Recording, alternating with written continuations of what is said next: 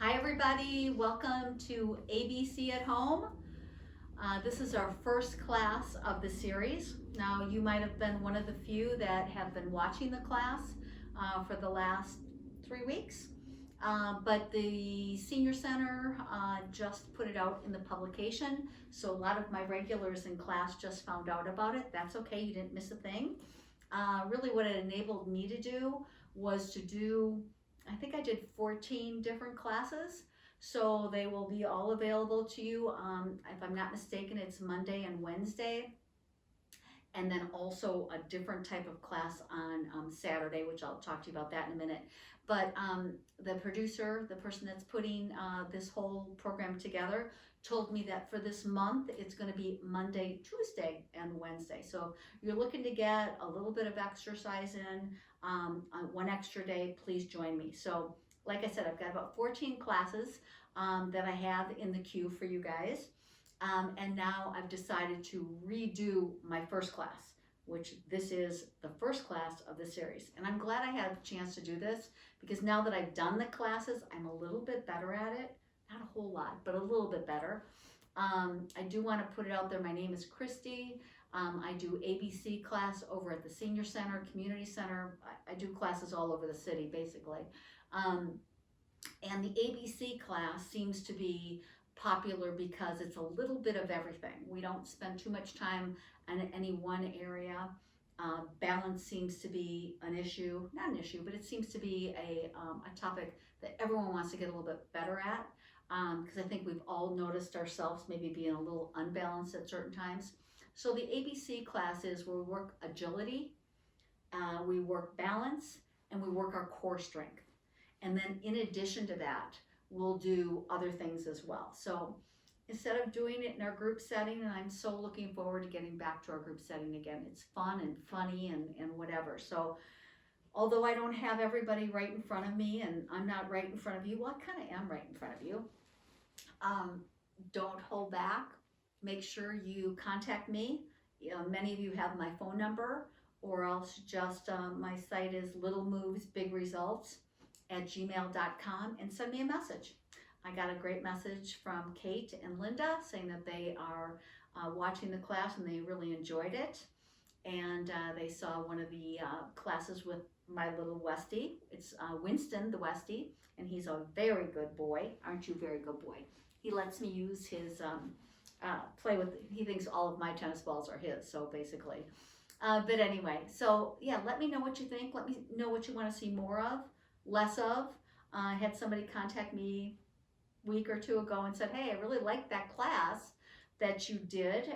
It was about, we did some feet drills, and I guess it was hard to see my feet. So I redid that one. So anyway, I can tweak this stuff anytime we need to, but I really appreciate any comments and just to know that you're out there.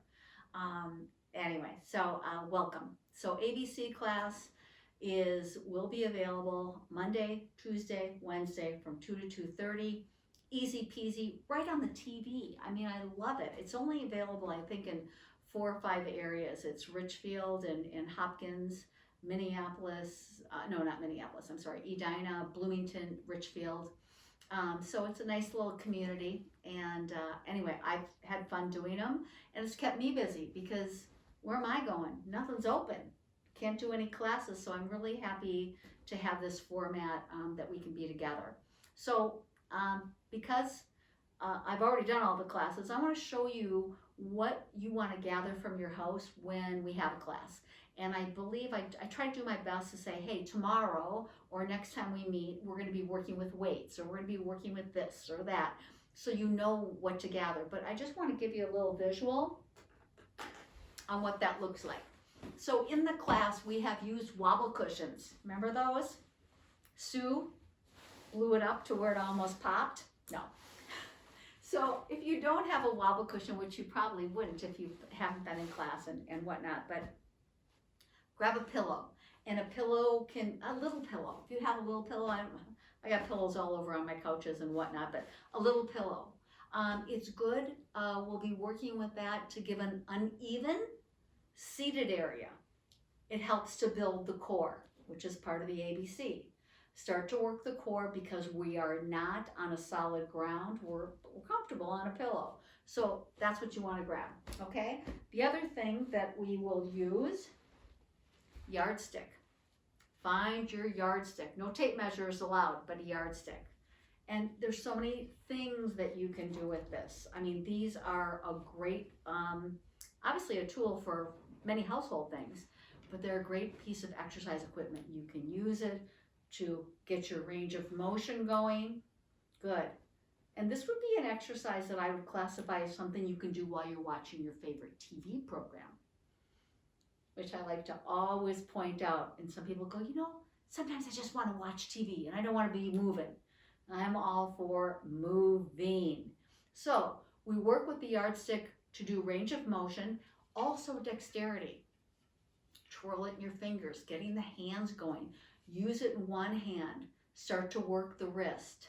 So wrist is very important because we know that the wrist is really one of the many bones that you can break, but wrists are broken a lot because of catching yourself. So when we're doing our different classes, we're always working on the muscles around the bone to protect them. Excuse me. You can probably hear little Winnie here. He's doing a little growl. He must see a little chipmunk. Okay, so I like these so we can do a little rounding. We can pump it up. Anyway, so get yourself a yardstick or just have it handy in case we're going to be working on it. Winnie, stop. Giving a class now. The other thing, kitchen towel. Love a kitchen towel, okay? So what do we do with the kitchen towel? Again, range of motion. Range of motion. Not just for doing the dishes anymore. Side to side, could be up, down. Fan yourself if it gets really hot, whatever it may be. But a kitchen towel is very helpful. If you have exercise bands, bring the exercise bands. Okay, next thing would be weights. If you notice my, excuse me, I had a little tickle in my throat. If you notice my charts here, these are all the big muscle groups. So I've got 3 key exercises that we're going to do for each of the muscle groups that you see. This is the back side and this is the front side. Biceps, triceps, quads, our glutes. We've got 3 or 4 exercises for all these muscle groups. We'll get those in addition to the other things that we do. But the other thing that people want is they want to have some strength training. If you don't have weights around your house, grab your soup cans, all important soup cans.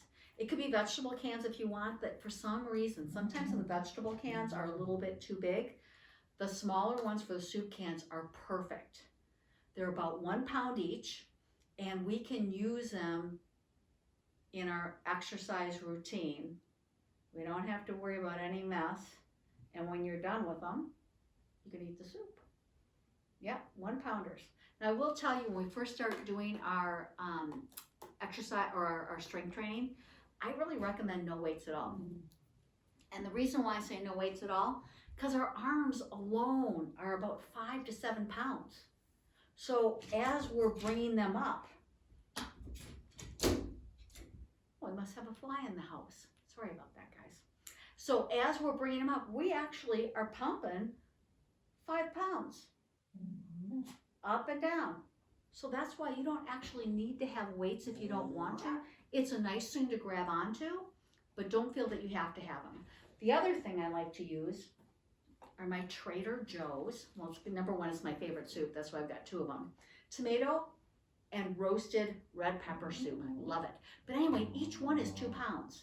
Now, if this looks like anything that you might have in your cabinet, so I think the same ounces and whatnot as your beef broth, vegetable broth, chicken broth, use that. So as we work the larger muscles, plus they're kind of squishy, can hold on to them, works the shoulders, but again, you don't have to have anything, but they're good to have, okay? You're gonna start going to the grocery store and look at food in a different way and say, can I pump a little iron? And pump a little something with that bag of potatoes. Okay, so we went over the soup, we went over the towel, we got the pillow, and now my most important, favorite piece of equipment in all the land, and that's a tennis ball. Because you can do so many things with it. And you get a canister of them. If you're a driver, I would put one in my car. I always grab it. If I'm at a stoplight, or it's just amazing if you have it, how much you grab it. And the more you grab it, the more you do with it. And the more you do with it, the more beneficial it is.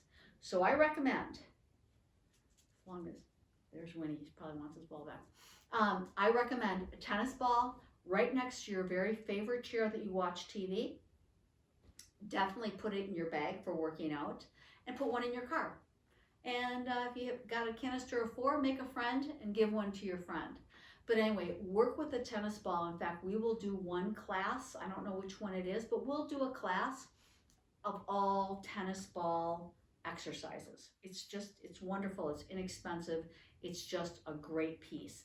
So I like to always incorporate, when I talked about dexterity in the yardstick, and hand strength and wrist strength. One of the first places, mostly women, I think men, they notice second place. Men usually notice the lack of strength in their legs first, losing it in their legs. Women, in your hands.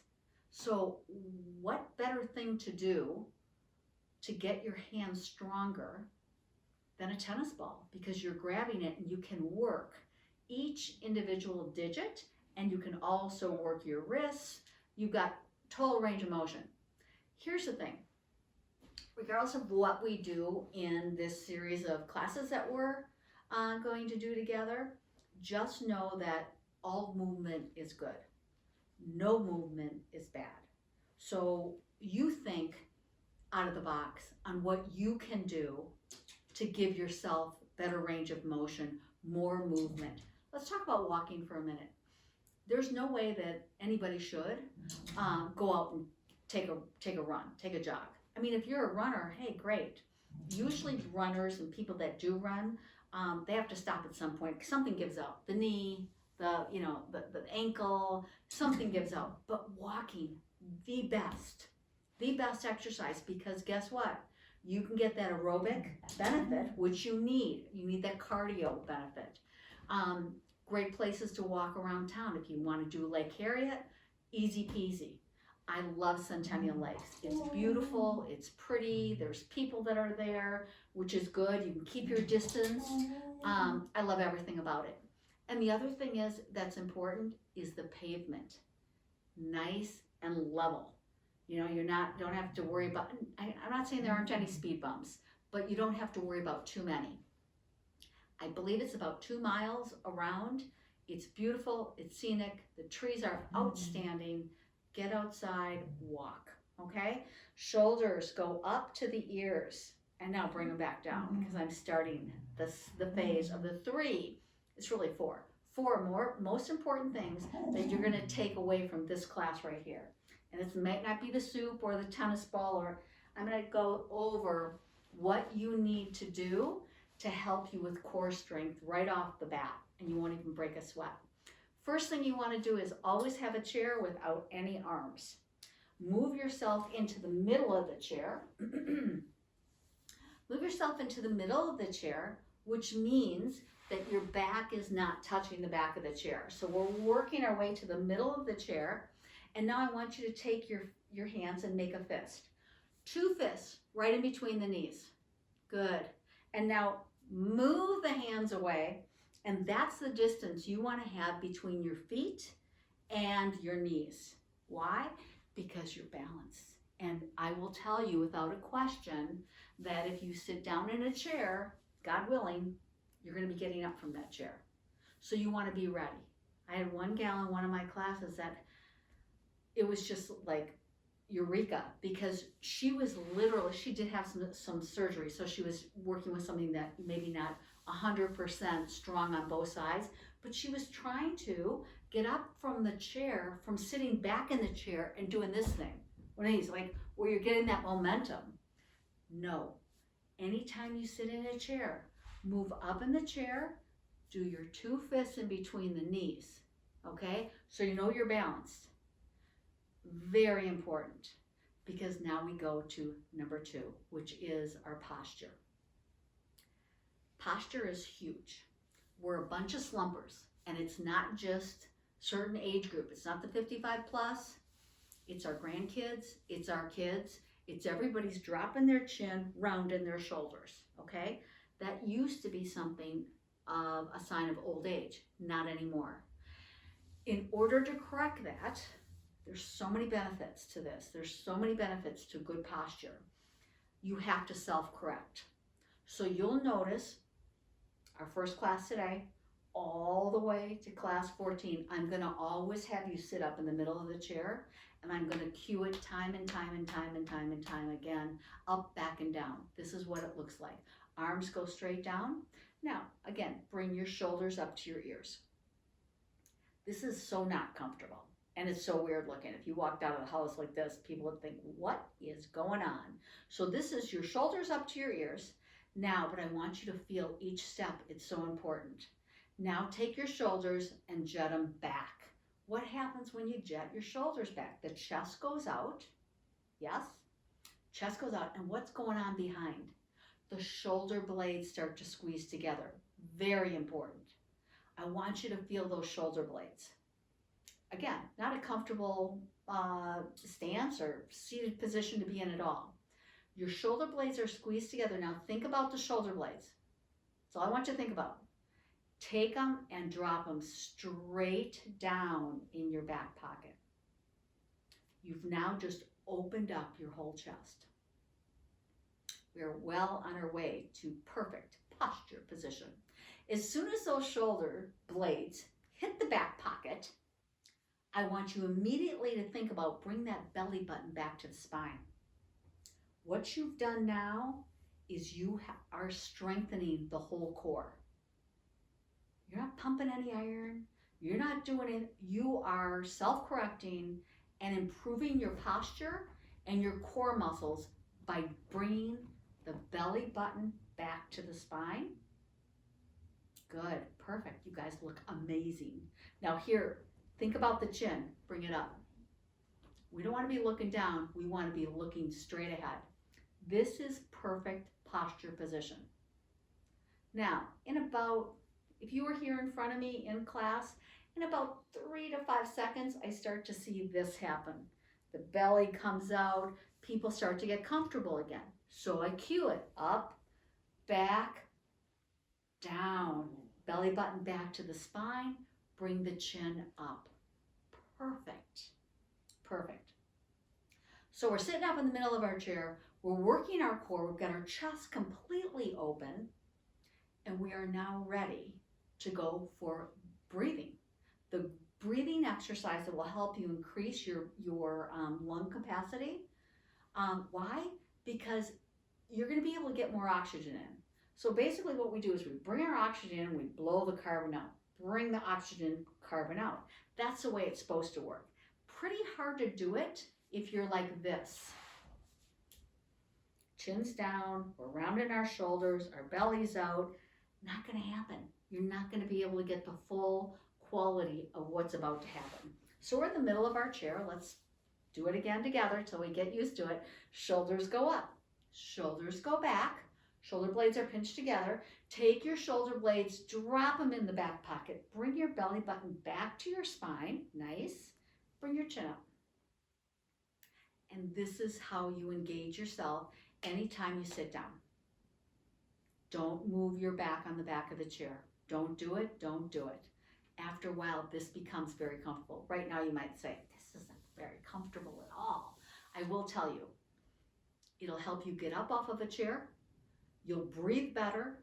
You're more present. Okay, if you're with somebody for lunch or you're watching TV, whatever, you're more present. Now, I can't say that I don't have my comfortable chair that I sit in. My back goes back on the chair and I'm comfortable with. But besides that, anytime I'm sitting up in my chair, take your hands, put them right here on your quads, okay? Right here on your quads, and push up. I swear, probably another inch taller. We're pushing up. Good. So now, make sure those shoulder blades are still in the back pocket and your belly button's back to your spine. Now we want to get that oxygen in. And here's the formula for that. We want to go deep breath in through the nose, and then we're going to blow it out nice and slow through the mouth. In comparison to what? This. See, a lot of people do their breathing through their mouth, and they do a shallow breathing. You're not taking advantage of expanding the lung capacity. So these breathing exercises are really exercises they recommend for everybody, but really people that maybe have asthma, COPD, any type of breathing issues, we always want to increase our lung capacity. So the last article I read, does it help with the virus? They can't say if it does or it doesn't, but anytime that you can expand and build, we're for it. Okay, put your hands right here on your quads. We're gonna do this 3 times. I want you to go deep breath in through your nose. And now blow it out through a straw. Again, deep breath in. Nice and deep. See if you can go a little bit more this time. Hold it and blow it out through a straw. Deep breath in. Hold it. 5, 4, 3, 2, 1. Blow it out. Practice this more and more. Winnie, no. No. I think he sees a chipmunk. Anyhow, the more you can practice this, hold it in a little bit longer. Hold it to the count of 5. Hold it to the count of 6. And the premise is you want to be able to blow it out longer than you brought it in, okay? And after a while, once you get really good at it, it becomes very calming, and it's known to lower blood pressure, anxiety, stress, whatever. The whole breathing thing is huge. So we have a class coming up, and I think I actually call it out, so I'm not sure what number it is, but it's different breathing techniques, because some people have a favorite. There's one out there that we'll be going over. It's called square breathing. So it's basically having a picture in your mind's eye of a square, and we will go up and down the square a couple times and getting into our breath. The other one is alternate nostril breathing. If you've been in class with me, we've done them all. But today, tomorrow, and for the week, practice the deep breath in through the nose and out through the mouth. Okay, so that's number 2. So we've got more oxygen, we're working on our core, we got our belly button back to our spine. So much to remember. The next one, water. Water, water, water. If you brought your water, in class we always have water. If you don't have water, I give you a water. Water is that important. That's kind of a learned behavior, because it's a known fact, after the age of 55, we start to lose our sensation for being thirsty. So if you notice with your kids or grandkids or whatever, they take that Gatorade or water, and like, oh my gosh, I don't remember ever being that thirsty. Well, we are thirsty. We need the water, but we don't have the sensation like, oh my gosh, I'm so thirsty. So we need a formula, which I will give to you, on what we should be drinking. I will tell you, when you know your number, after I get into this, when you know your number, you work up towards it. What does that mean? You drink more today, water, than you did yesterday. Tomorrow, you drink more water than you drank today. So just keep increasing it. The reason why people don't want to do it, because they're going to have to tinkle more. Not a better time to work on your water consumption than now. Because guess what? The bathroom's just a step away, a couple steps away. And you don't have to worry about everybody else leaving class having to use the bathroom. So work on it. I don't know what I don't know what happens, but I think your bladder just gets used to it, and you, after a while, you will not have to Winnie, you will not have to go to the bathroom as much, but just give it a try. What comes up with the water often? What about coffee? What about tea? What about my wine, my beer, whatever you drink? drink it. But water is in its own category. So take your weight. My weight is 100 and, well, it's probably more than 140 like I'm saying it is. I don't know about you, but I've been eating a little bit more. Winnie, no, put your head down, honey. We're almost done. So you take your weight. I'm 140 pounds. And you take that and you divide it in half. So that would be 70. That's how many ounces of water I need a day. I did not get there in a day or a week or 2 weeks. It took me a while to work up to that. But I actually have two 1 liter bottles, one by my bed, and I have one that I use for classes or whatever that I walk around with, I travel with, whatever.